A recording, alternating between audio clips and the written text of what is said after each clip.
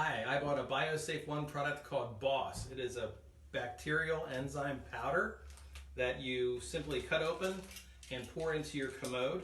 It has around 25 trillion bacteria and enzymes that will simply go into your commode and go into your septic system.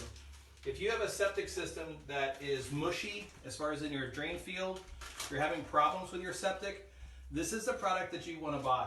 These are the same scientists that actually cleaned up the Exxon Valdez spill. You can Google that and learn about that. It's a wonderful product and it's very easy to administer. It's that simple. It goes into the commode. You can see that it bubbles. If you want to get a little closer, you can see that it's bubbling. It's kind of like yeast, the same kind of situation.